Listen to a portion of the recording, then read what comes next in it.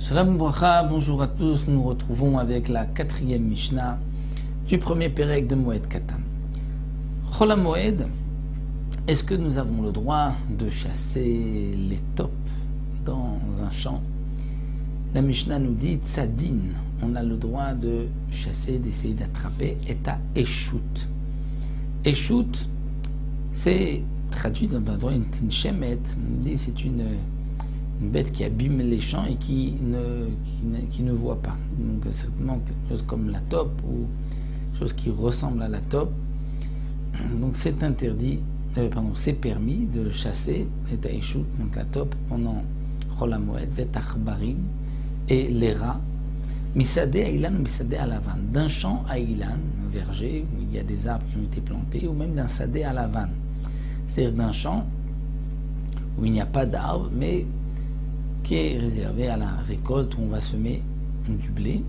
On a le droit qu'edarko, c'est-à-dire normalement, comme on le fait toute l'année, bamoed ou bashvi'it, c'est-à-dire pendant Chol HaMoed ou pendant la Shemitah, on pourra le faire comme on a l'habitude. Alors c'est vrai que nous avons entre parenthèses le shelo kedarko, donc il y a deux girsaot, c'est-à-dire est-ce qu'on a le droit normalement ou en faisant un changement par rapport à reste de l'année. Donc si on lit la girsa telle la version donc kedarko, c'est-à-dire on peut le faire même comme on a l'habitude de creuser, donc de mettre même un piège. Les Chachamim nous disent, donc ça on pourra pendant la Shemitah et pendant la 7e année. Chachamim omrim, misadeh ha'ilan kedarko. Le Chachamim dit si c'est un champ, Sadeh Ilan, où il y a des arbres qui ont été plantés, là on pourra kedarko, c'est-à-dire normalement les chasser, donc creuser, mettre même un piège. Pourquoi?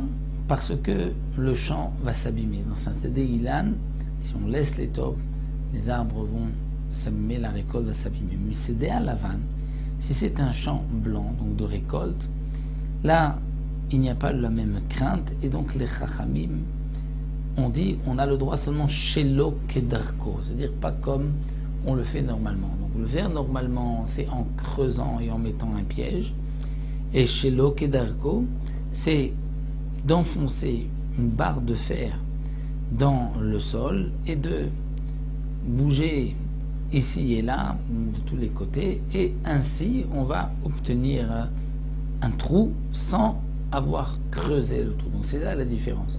Donc pour mettre le piège, il faut avoir un trou. Donc ou bien kedarko, on creuse normalement, ou bien on enfonce un morceau de fer ou de bois et on le bouge jusqu'à ce qu'on obtienne un trou. Donc ça c'est shelo kedarko.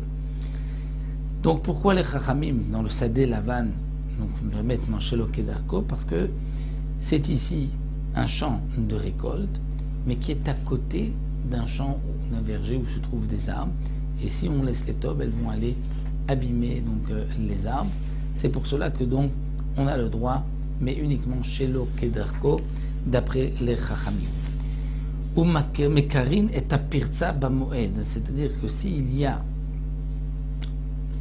un jardin généralement à l'époque lorsqu'on parle de Guina, un jardin, c'est où il y avait des légumes qui étaient plantés. Donc il y a un mur tout autour, un mur s'est effondré, on a le droit, mekarin et apirza, c'est-à-dire une ouverture. Ce qui s'est effondré, on peut remettre des pierres, mais sans mettre de ciment entre les pierres, juste on pose une pierre sur l'autre. Parce que là il s'agit donc d'un jardin où il n'y a que des légumes. Mais si le mur d'une maison s'est effondré, donc là comme il y a une crainte que des voleurs puissent rentrer, même si on met des pierres, ils risquent de faire tomber le mur, donc dans ce cas-là on a le droit de murer normalement avec du ciment. Donc ça c'est pour Chol HaMoed, Bamoed, on peut mettre des pierres dans la pirtza sans mettre de ciment, si c'est un jardin, ou Bashvi'it, Bonek Kedarko. Pendant la Shemitah, on pourra construire le mur normalement, donc même mettre du ciment. C'est encore une petite différence entre Chol HaMoed et la Shemitah, comme nous l'avons vu donc, dans les premières Mishnayot. Donc là, on se retrouve Bezrat Hashem pour une prochaine Mishnah à la Mishnah. Et là, on ne sera plus dans les dynimes du champ, mais d'autres melachot, qu'est-ce qui est permis et qu'est-ce qui est interdit de faire pendant Chol Hamoed.